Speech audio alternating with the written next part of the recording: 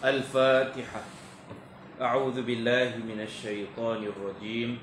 بسم الله الرحمن الرحيم. الحمد لله رب العالمين الرحمن الرحيم مالك يوم الدين إياك نعبد وإياك نستعين اهدنا الصراط المستقيم صراط الذين أنعمت عليهم غير المغضوب عليهم ولا الضالين آمين. السلام عليكم ورحمة الله وبركاته. الحمد لله والصلاة والسلام على رسول الله وعلى آله وصحبه ومواله. رب اشرح لي صدري ويسر لي أمري واحلل عقدة من لساني يفقه قولي. سبحانك لا علم لنا إلا ما علمتنا إنك أنت العليم الحكيم ولا حول ولا قوة إلا بالله العلي العظيم. بسم الله ما شاء الله لا قوة إلا بالله ما شاء الله كل نعمة من الله ما شاء الله الخير كله بيد الله ما شاء الله لا يصرف السوء إلا الله أما بعد. Alhamdulillah, pada petang ini kita sambung pengajian kitab kita, hadis ke-32. Rasulullah sallallahu alaihi wasallam tidak boleh menerima sedekah.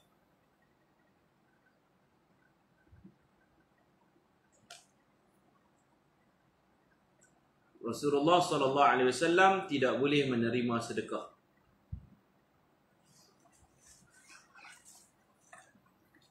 An Aisyah radhiyallahu anha qalat kana fi barirah thalathu sunan khuyyirat ala zawjiha hina ataqat wa uhdiya laha lahmun fadakhala alayya Rasulullah sallallahu alaihi wasallam والبرمة على النار فدعا بالطعام فأتي بخبز وأدم من أدم البيت فقال ألم أرى برمة على النار فيها لحم قالوا بلى يا رسول الله ذلك لحم تصدق به على بريرة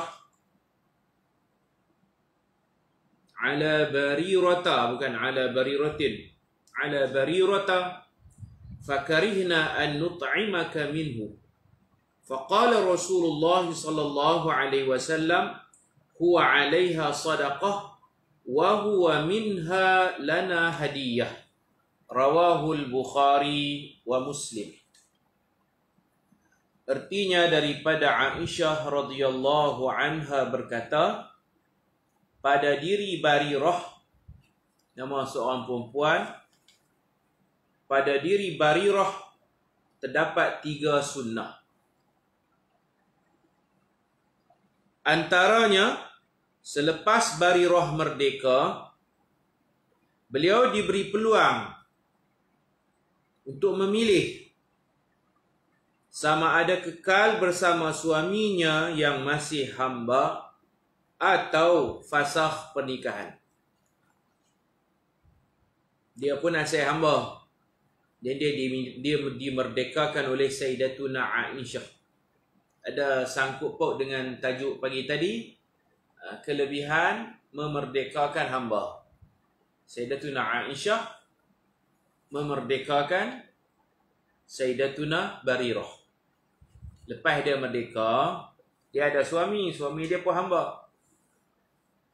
Hukum pertama, perempuan merdeka, suami hamba. Perempuan ni boleh diberi pilihan oleh pihak pemerintah sama ada kekal bersama suami atau memilih fasakh nikah. Dia pilih fasakh nikah. Selain itu, beliau ada menerima daging sedekah. Orang sedekah kat dia daging. Kemudian beliau menghadiahkan daging itu kepada Rasulullah sallallahu alaihi wasallam. Sayyidatuna Aisyah bercerita, Rasulullah sallallahu alaihi wasallam masuk ke rumahku kena giliran Sayyidatina Aisyah. Ketika itu periuk sedang berada di atas api untuk perangat makanan. Nabi meminta dibawa makanan kepadanya. Maka diberikan kepada Nabi sekeping roti dan lauk yang disediakan di rumah. Baginda bertanya, bukankah tadi aku melihat ada lauk daging di dalam periuk yang di atas api itu? Mereka menjawab, bahkan wahai Rasulullah, itu daging yang disedekahkan kepada Barirah. Kemudian beliau menghadiahkan ke rumah Nabi. Maka kami ni isteri-isteri Nabi tidak mahu menjamu kamu dengan daging itu. Pasal itu daging sedekah. Rasulullah tak boleh makan sedekah. Jadi isteri Rasulullah tak mau jamu Rasulullah makan daging sedekah. Rasulullah SAW bersabda, daging itu disedekahkan kepadanya dan untuk kita menjadi hadiah. Faham situ? Rasulullah boleh makan daging tu sebab orang sedekah dekat Barirah. Barirah bagi daging tu dekat rumah Rasulullah sebagai hadiah. Jadi Rasulullah kata, aku boleh makan. Di perubahan sifat dia tu. Perubahan sifat dia. Keterangan Barirah radhiyallahu anhu asalnya seorang hamba abdi. Kemudian dia dimerdekakan oleh Sayyidatuna Aisyah radhiyallahu anha. Sayyidatina Aisyah beli dia, merdekakan dia. Sama macam ayah Sayyidatina Aisyah, Sayyidina Abu Bakar, banyak beli orang, merdekakan orang. Nabi memberi hak pewarisan harta Barirah kepada Sayyidatina Aisyah sekiranya nanti Barirah mati dalam keadaan tidak mempunyai suami dan tiada seorang pun pewaris di kalangan kaum keluarganya. Maka harta pusakanya akan diberi kepada orang yang memerdekakannya, yaitu Sayyidatuna Aisyah radhiyallahu anha. Rasulullah SAW bersabda, innamal wala'u liman a'taqa, rawahul Bukhari. Artinya, hak mewarisi harta bekas hamba yang dimerdekakan, maula atau maulat, hak mewarisi harta bekas hamba yang dimerdekakan hanya diberi kepada sesiapa yang memerdekakannya sahaja. Ini dalam bab faraid.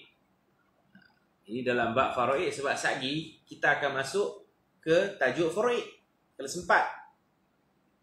Hadis ni duduk tengah-tengah, dia ada kaitan dengan hadis pagi tadi, kelebihan memerdekakan hamba, pahala besar, tolong orang, dan ada juga kaitan dengan hadis selepas ini, hadis faraid.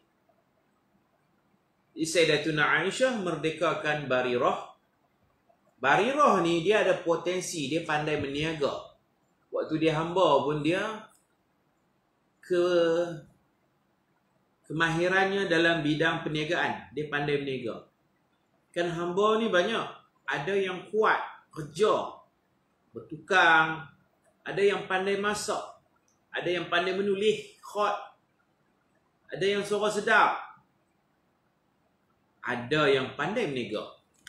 Sayyidatuna Barirah ni dia berbakat dalam soal bisnes. Dulu dia berniaga harta tuan. Bila dia dimerdekakan, dia akan berniaga harta dia sendiri, bisnesnya. Sebab tu dia ada suami, tak ada anak, ada suami. Dengan suami dia minta fasakh. Pasal suami dia mazala abdan, masih hamba.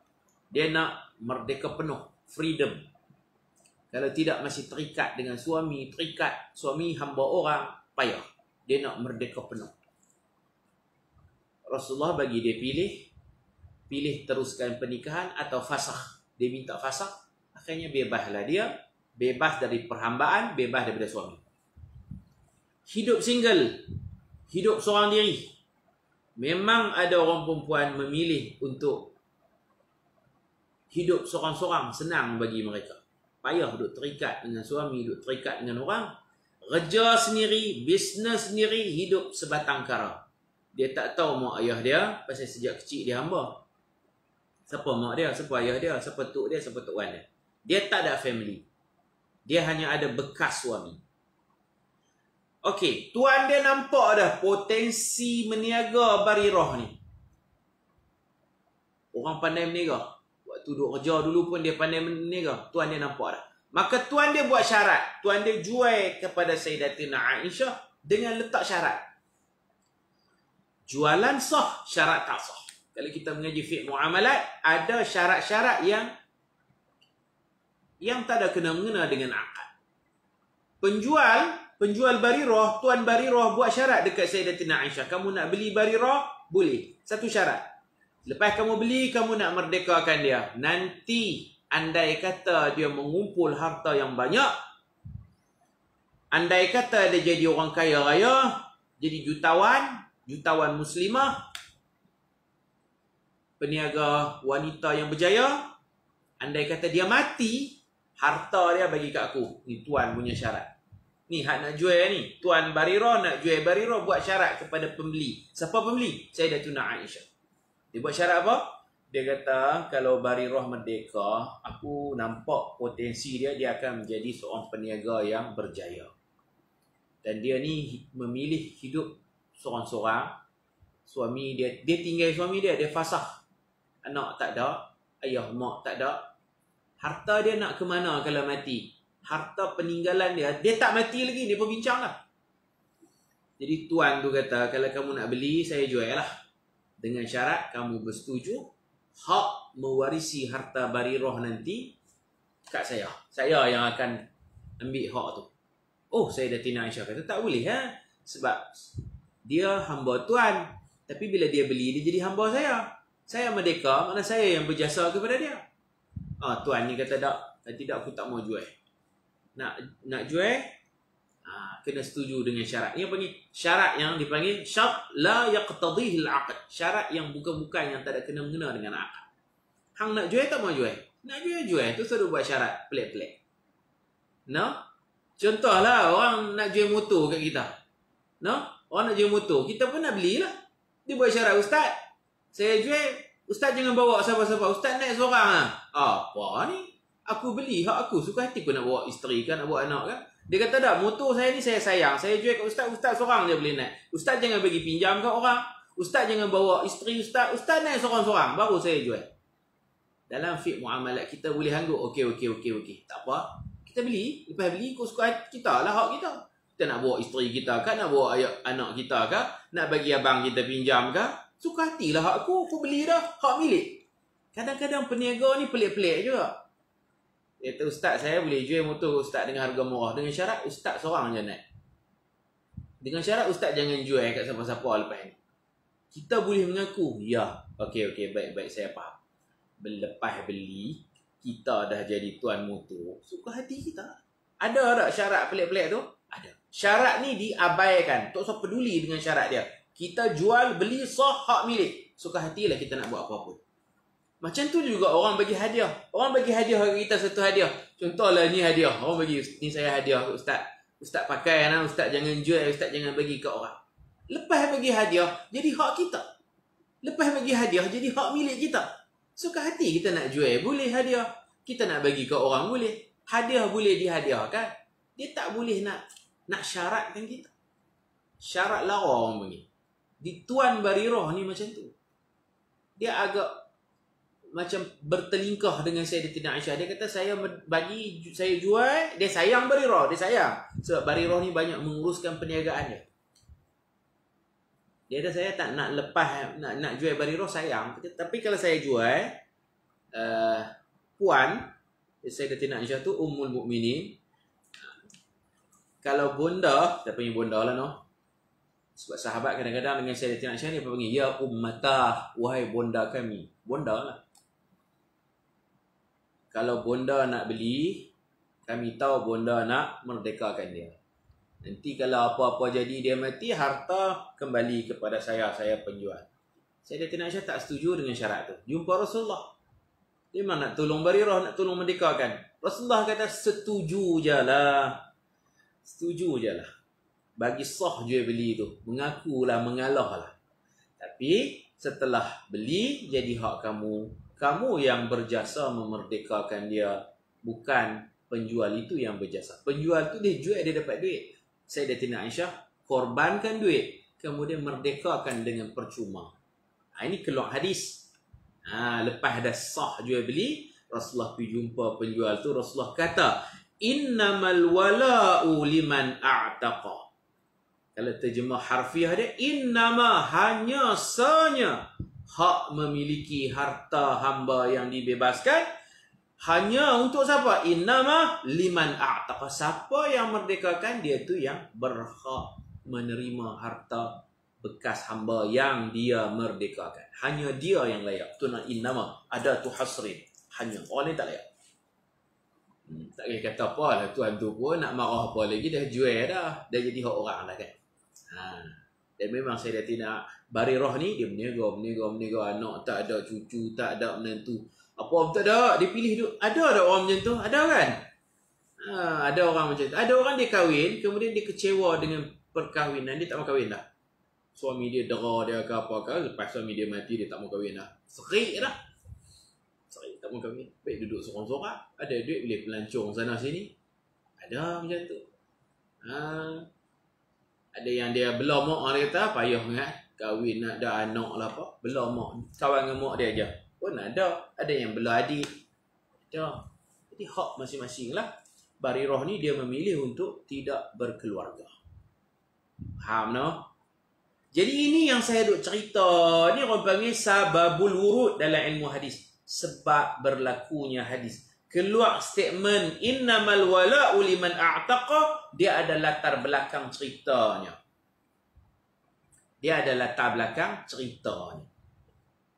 Lepas dah beli sah semua, Sayyidatina Aisyah pun merdekakan.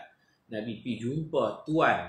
Tuan saya tak tahu nama apa. Tuan hak asal Barirah tu. Nabi pergi kata, innama, hanya sahanya.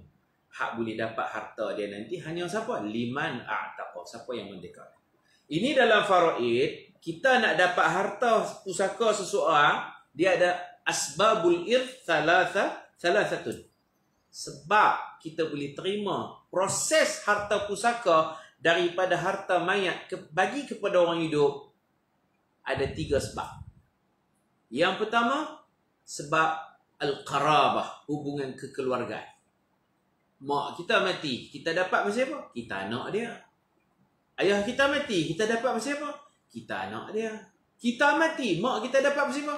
Ibunya, ayahnya, hubungan kekeluargaan. Al-qarabah. Itu sebab pertama. Cucu dapat harta tok dapat harta cucu. Cucu dapat harta tok wan belah ayah lah. Abul ab, jaddus sahih. Cucu dapat harta tok wan belah ayah. Tok wan belah ayah dapat harta cucu. Tok wan belah mak bukan apa-apa, tidak pewaris. Kita tak dapat harta tok wan belah mak kita, dia juga tak dapat harta kita, cucunya. Itu punya qarabah. Yang kedua, boleh dapat ni atas hubungan pernikahan. Isteri dapat harta suami, bukan ni puan, bukan asalnya bukan adik-beradik puan pun. Menikah, akad nikah punya pasal. Pasal nikah. Yang tadi al-qarabah, hubungan kekerabatan, kekeluargaan. Yang kedua an-nikah, pasal nikah. Lepas ijab qabul sah jadi pengantin, isteri mati, suami dapat harta isteri. Lepas ijab qabul sah nikah, suami mati, isteri dapat harta suami. Hatta dalam suasana kena cerai, kalau talak 1 talak 2. Kalau cerai talak 1 talak 2, salah seorang mati, seorang lagi tu dah dapat. Isteri mati, suami dapat. Walaupun suami cerai, tapi cerai talak 1 talak 2, masih dalam iddah. Masih dikira hubungan suami isteri itu masih berkekalan. Ala qaidin nikah. Isteri mati, dia kena cerai talak 1. kena cerai kemarin, hari ni dia mati. Suami dapat, boleh proses. Yang kata apa punya suami gila harta, gila dunia, tamak harta. Kemarin hang cerai dia, hari ni dia mati, hang proses nak tuntut pusaka pula. Boleh dapat, sebab itu hubungan pernikahan. Talak 1, talak 2, talak 3 tak dapat sebab bain, putus hubungan. Talak 1, talak 2 tak putus. Dalilnya boleh rojok. Maknanya dalam iddah lah, kalau habis iddah putus lah. Suami mati, isteri dapat. Isteri mati, dia imbal balik.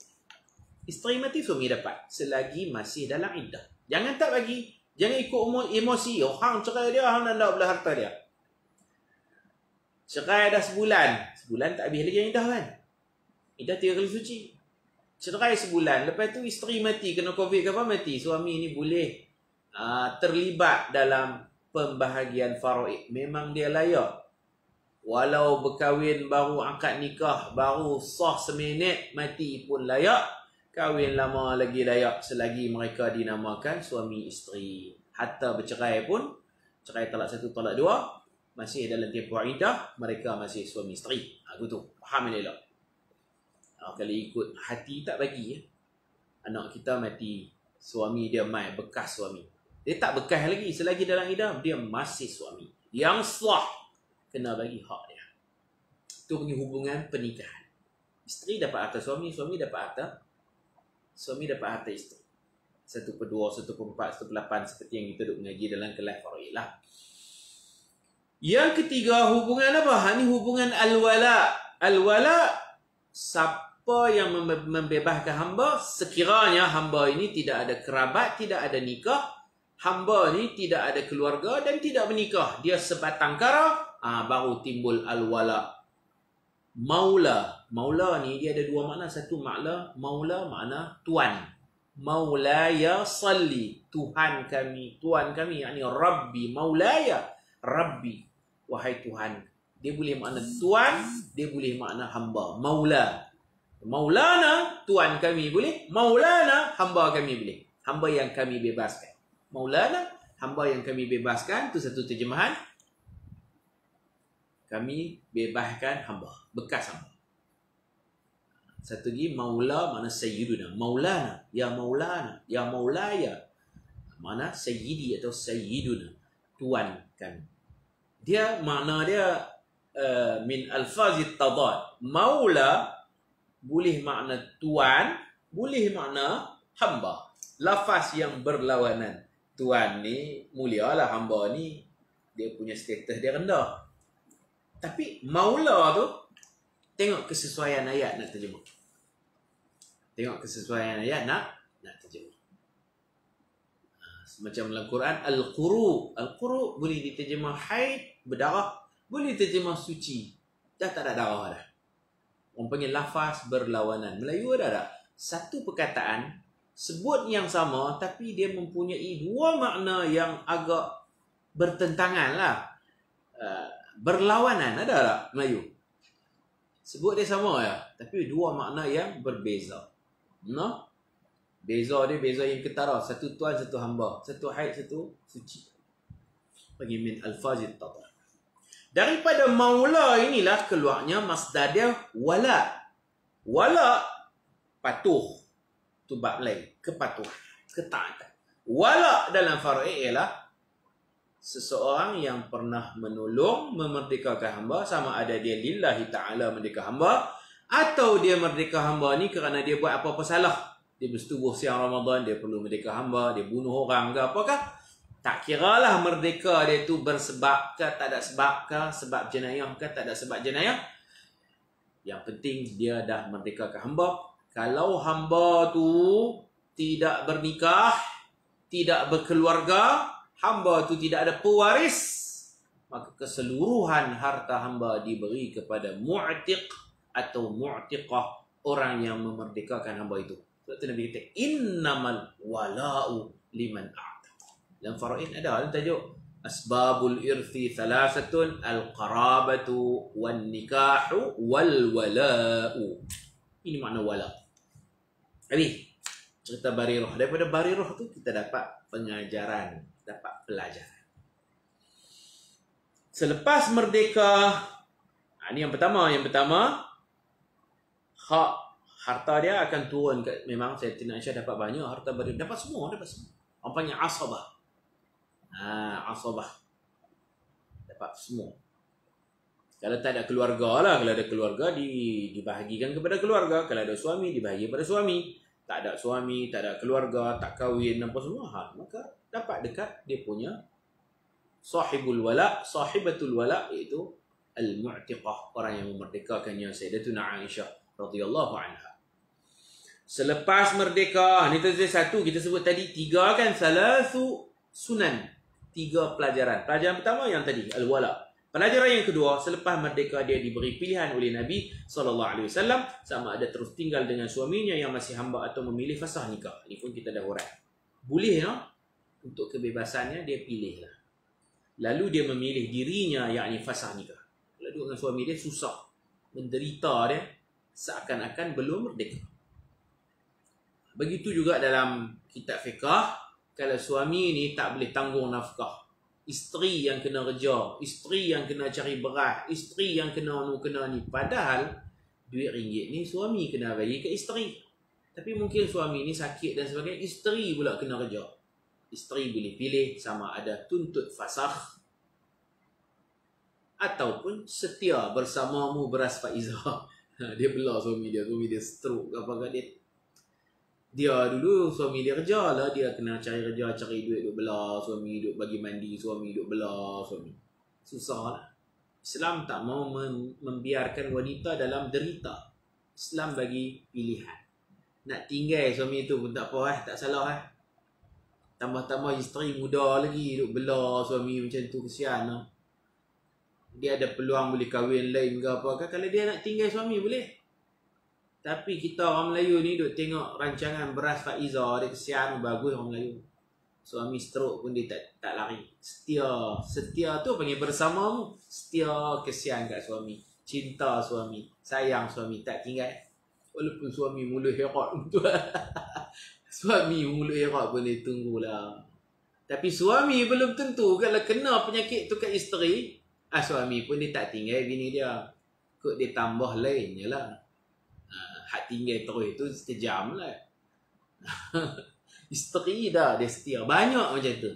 Sekiranya ada kawan kita, suami dia sakit teruk, tak boleh kerja apa, lumpuh, kecacatan kekal, kita dapat tahu bini dia ni tinggal suami, proses fasakh, kahwin lain. Jangan kita kata apalah perempuan ni tak hati perut lah, apalah perempuan ni tak kesian kat suami. Ya, itu hak. Itu soal hak. Faham no? Fiqh dia kira undang-undang hak dia. Kebahagiaan dia. Dia tak sanggup derita. Dia tak sanggup. Dia bukan semua orang boleh beras Faizah bersamamu. Tak semua orang boleh bersamamu. Dia muda lagi, suami dia sakit teruk. Dia pun bertahun-tahun duk belah suami. Sampai kadang-kadang suami dia tu tulis, tak apalah kalau kamu nak minta fasakh pun tak apa, abang izinkan contohnya. Hak dia lah. Kita duk mengata pula apalah ni, tak jaga suami, kahwin lain. Itu hak dia nah. Sebab bila dia dalam kesempitan, nafkah suami tak tanggung, dia yang tanggung suami. Ada orang boleh bersabar, baginya pahala yang sangat besar. Ada orang tak boleh sabar. Boleh fasakh. Dia nak cerai suami tak boleh, fasakh boleh. Fasakh ni urusan qadhi yang kena mohon. Ataupun suami yang jahat, take pit, penagih dadah, tu memanglah. Kalau dia sabar, dia kata tak apalah, ada juga suami daripada tak ada suami. Take pit pun take pit lah, ada juga suami daripada tak ada suami. Dia tak mau fasakh, tak mau minta fasakh. Minta fasakh ni kepada qadhi. Qadhi luluskan boleh. Dia kata tak apa, dia sabar, dia sembahyang hajat, dia baca selawat banyak-banyak. Ikut dia lah, bersabar dengan derita itu. Tapi berhak untuk memohon fasakh nikah, hidup bersendirian. Itu semua kira bila berlaku mudarat kepada isteri, isteri boleh fasakh. Baik, fasakh ni kena iddah lah. Kena iddah. Kemudian Nabi menyuruhnya beriddah. Setiap perpisahan kena ada iddah. Kena cerai, ada iddah. Suami mati, iddah lagi panjang 4 bulan 10 hari kan. kena cerai talak ke, fasah ke, khuluk dia buat bayaran dekat suami untuk dapat perceraian. Nak minta suami cerai, dia berbayar, tebus talak namanya khuluk. Dia bayar kat suami. Suami tak mau cerai, dia kata, you nak berapa? Nak 1 juta, saya boleh bagi. Habang nak berapa? Janji ceraikan saya. Dia desak suami cerai dengan berbayar. Itu panggil khuluk. Ada iddah tak? Ada iddah. Semua ada iddah. Kalau fasah boleh, fasah tak boleh. Fasah kalau nak akad nikah semula. Prosedur dia kena ambil borang baru, kemudian kena melamar, bertunang apa semua, ikut dah. Kalau perempuan tu mau, suka sama suka, boleh nikah semula, bukan rujuk. Rujuk hak suami. Yang ni kena apply permohonan nikah baru dengan kerelaan dia terima. Biar akadun jadi dengan akad yang baru. Kena ada saksi, kena ada majlis akad. Nikah lain lah. Dengan kerelaan isteri. Dia tak setuju, tak ada siapa boleh fasah. Itu fasah. Khuluk serupa juga. Bila dia bayar duit dekat suami, dia terpisah dengan suami, dengan ditalak, dicerai. Walaupun suami kata cerai talak 1, tapi berbayar. Bayar RM10,000, RM50,000. Bukan cerai biasa. Khuluk. Tebus talak, suami tak boleh rujuk. Tapi kalau nak nikah lain, boleh. Setuju kedua-dua belah pihak, boleh nikah. Jadi semua kes perpisahan, pisah antara suami isteri, sama ada pisah kerana cerai, atau fasah, kuasa qadhi, atau khuluk, isteri buat bayaran, duit dia ke, dia pinjam ke, ada siapa bagi duit, tak kira, yang penting berbayar, ataupun pak mertua yang bayar, hang cerai anak aku dah terseksa. Siapa bayar pun tak apa. Cerai berbayar ni juga ada iddah. Tak boleh cepat-cepat pergi kahwin dengan orang lain, tak boleh. Ada tempohnya. Tak sah kahwin. Itu yang kena rekod lah. Pejabat-pejabat agama ni pun minta dilafazkan, ditulis supaya nak tahu. Saat ni dia ni cerai-cerai tengok pergi kahwin dengan lelaki ni. Benda perlu direkodkan. Mati ada iddah 4 bulan 10 hari. Kalau mengandung sampai beranak. Kalau perceraian biasa ni bukan mati. Tengoklah kalau dia duk mai period bulan-bulan 3 kali suci. Kalau ada anak dalam perut sampai melahir. Satu jenis perceraian dia yang tak ada iddah isteri. Satu jenis perceraian. Ada satu kes cerai, isteri tak ada iddah. Kes apa? Suami kata, aku ceraikan kamu. Talak 1. Tidak ada iddah dan tidak ada rujuk. Walaupun suami kata, aku ceraikan kamu, talak 1. Talak 1 boleh rujuk. Talak 2 pun boleh rujuk. Quran kata, at-talaqu marratani. Talak tu 2. Talak 1 dengan talak 2 maknanya boleh rujuk. At-talaqu marratan fa imsakum bima'ruf atau tasrihun bi ihsan. Talak 2. Mana talak kali pertama dan kali kedua boleh rujuk.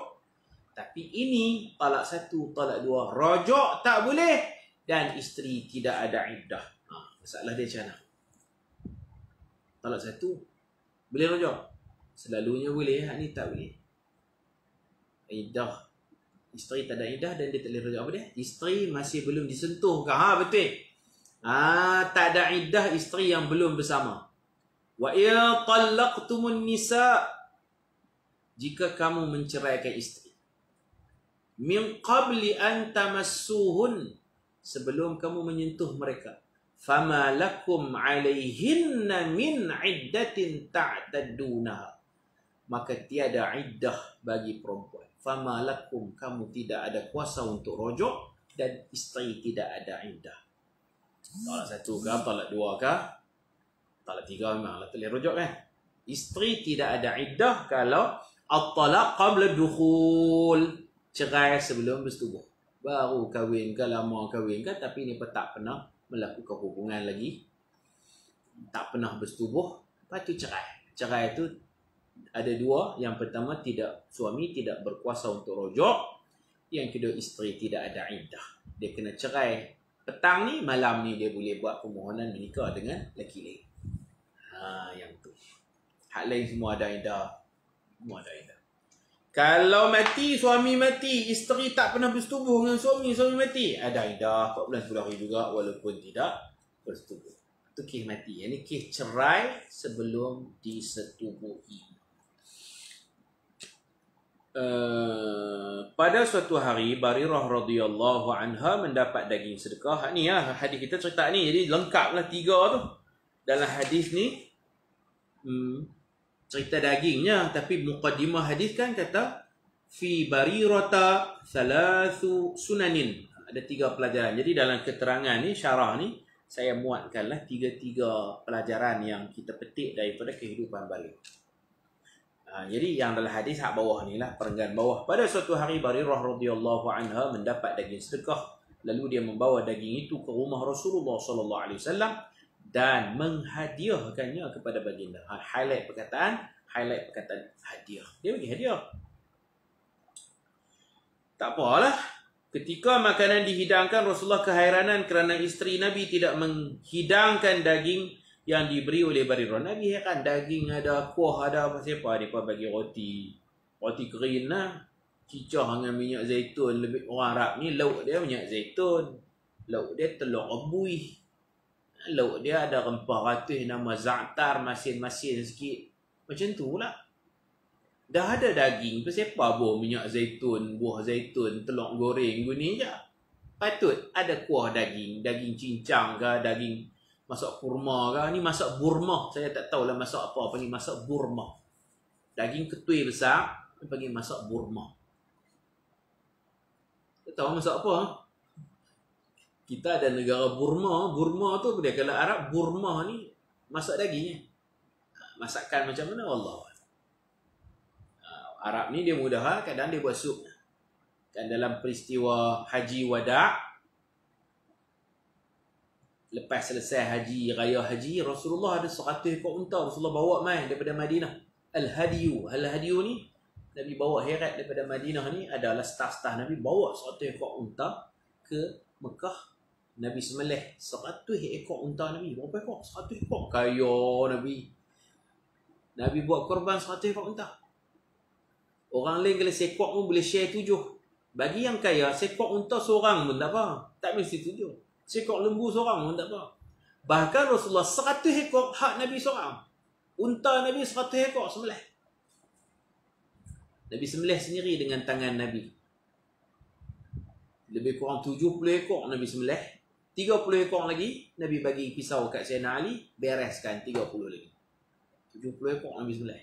Semua total 100. Lepas tu Nabi kata, Nabi nak rasa Nabi suruh setiap sekok unta ambil seketui besar. 100 ekor mana aku mau 100 ketui besar-besar macam ni kot, seketui ni. Nabi kata buat 100 ketui. Hak lain bagi mentah, aku sedekah kepada semua fakir miskin yang ada di Mekah. Cuma Nabi nak rasa kan, kita kalau buat korban sunat kita rasa sikit. Hak kita, ibadat kita, jangan kita sedekah semua, ambil sikit. Nabi tak ambil 1/3 macam kita buat. Nabi ambil terlalu sikit. Nabi kata 100 ekor, setiap sekok seketui. Buh dalam periuk besar. Maknanya Nabi bagi arahan kepada Sayyidina Ali, pastikan cari periuk besar, dalam tu buh 100 ketui daging. Buat sup. Rebus sekali 100 ketui. 100 ketui tu, unta 100 ekor, setiap sekok seketui. Bila buat sup, Nabi minum sup, Nabi makan sikit daging. Nabi kata, aku telah merasai ke 100 ekor. Semua aku rasa. Dengan rasa sup tu, rasa semua. Di wakil unta tu, seketui tu mewakili sekor. Seketui ni mewakili sekor. Seketui ni mewakili sekor. 100 ketui mewakili 100 ekor unta. Buat sup yang senang Nabi kata. Buat sup. Nabi rasa kuah sup. Nabi kata, Alhamdulillah, aku rasa habis lah. Kalau makan 100 ekor, jenuh. Rasa ayak daging ni tu. Itu cara ni. Hak daging-daging lain, bagi kau. Jadi seketui daripada sekor, bukan 1/3. Syait qalil, sikit sangat. Luqmah. Arab panggil luqmah atau luqmatain. Nabi ambil rasa sikit, tabarukan, nak ambil berkat. Jadi kita ni, dia buat korban, patutnya makin meningkat lah. Dulu ada orang ambil setengah, sedekah setengah. Boleh, jangan tak sedekah langsung. Lepas tu makin mengaji, kita ambil 1/3. 2/3 lagi kita tinggal dekat orang buat kerja tu. Kalau boleh 2 plastik, 1 plastik merah untuk sedekah, 1 plastik biru untuk hadiah. Kita kata hampa hadiah, hampa sedekah. Aku tinggal kat hampa. Aku ambil 1/3 balik makan dengan anak isteri. kena meningkat lagi ilmu kita. Lepas pada ni, kita tinggal habis semua. Kita ambil satu plastik kecil lah. Segenggam ke sikit lah. Kita balik rasa bahagian tumpuk kita tu, kita ambil syait qalil, luq. Sekali makan, 2 kali makan, khalas.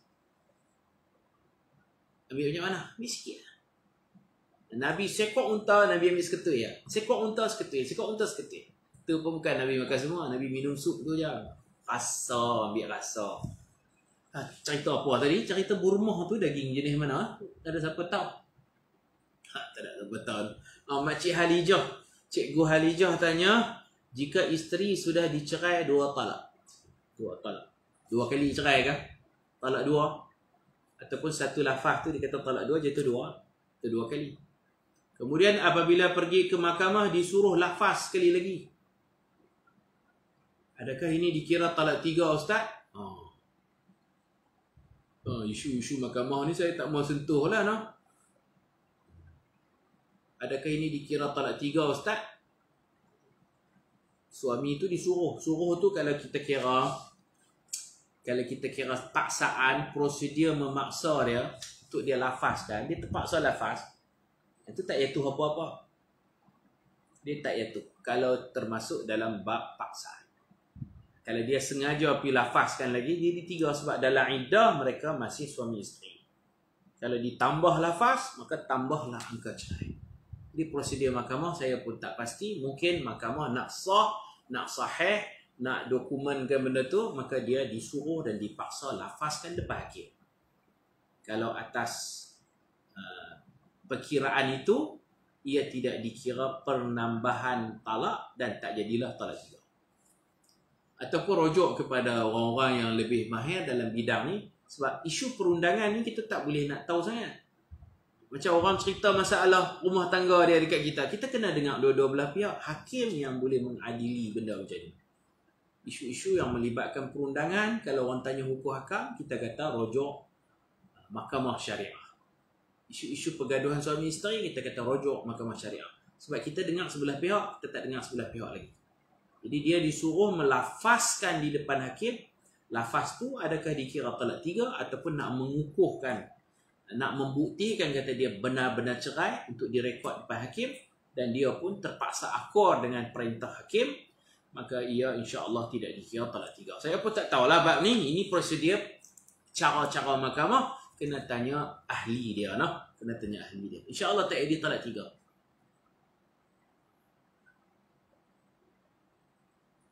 Gitu nah. Ustaz sebut teliok capati daging cincang. Bihun sup daging hujan-hujan ni Ustaz, masya-Allah. Okey. Burmah masakan tu. Yang penting Nabi nak makan lah. Dah makan, benda ada, Nabi nak makan. Isteri Nabi tak bagi. Isteri Nabi berasa bimbang untuk menjamu Rasulullah SAW dengan daging itu, daging burmah tu. Kerana daging itu asalnya adalah daging sedekah. Asalnya Nabi menjelaskan daging itu diterima oleh Barirah sebagai sedekah. Kemudian Barirah hadiahkan kepada Nabi. Maka ia tidak lagi dinamakan daging sedekah, bahkan dinamakan daging hadiah oleh Rasulullah. Dan Rasulullah boleh memakannya. Begitulah. Wallahu. Jadi ini transaksi ya. Perubahan sifat daripada sedekah kepada hadiah. Pengalaman Sayyidina Abu Bakar pun ada pengalaman dia main judi. Judi haram. Waktu dia main tu tak haram. Bila dia menang tu baru haram. Dia bawa duit judi. Dia main bertaruh dengan Abu Jahal. Main jumpa Nabi bawa duit. Dia menang judi. Rasulullah senyum. Rasulullah kata baru tadi turun ayat haram judi. Maisir. Sebelum ni halal. Itu nak buat apa? Nabi kata duit judi haram. Tetapi tasaddaq alal fuqara. Sedekah. Sedekah kepada fakir miskin. Nabi ambil duit judi tu atas nama Baitul Mal, Nabi urus. Duit tak patut syariah ni jangan kita buang saja. Perlu diurus. Hantar kepada Baitul Mal. Dia bagi kat Nabi, Nabi urus, dan Nabi kata kat dia sendiri, kamu agih-agihkan kepada fakir miskin sebagai bantuan sara hidup mereka. Asalnya duit tu judi, haram, kotor, tapi masuk Baitul Mal boleh diurus untuk maslahah muslimin muslimat. Nabi tengok orang fakir ramai, Nabi kata kamu guna duit ni sedekah ke fakir miskin. duit judi haram. Tapi bila masuk, ini orang panggil duit yang tak patuh syariah, bila diurus oleh Baitul Mal, dia jadi patuh syariah balik. Begitu. Wallahu a'lam bissawab. Sallallahu ala sayyidina Muhammad wa ala alihi wa sahbihi ajma'in. Walhamdulillahi rabbil alamin. Subhanakallahumma wa bihamdika asyhadu an la ilaha illa anta astaghfiruka wa atubu ilaik. Bismillahirrahmanirrahim. Wal 'asr innal insana lafi khusrin illa alladhina amanu wa 'amilus solihat wa tawasaw bil haqq wa tawasaw bis sabr. Assalamualaikum warahmatullahi wabarakatuh.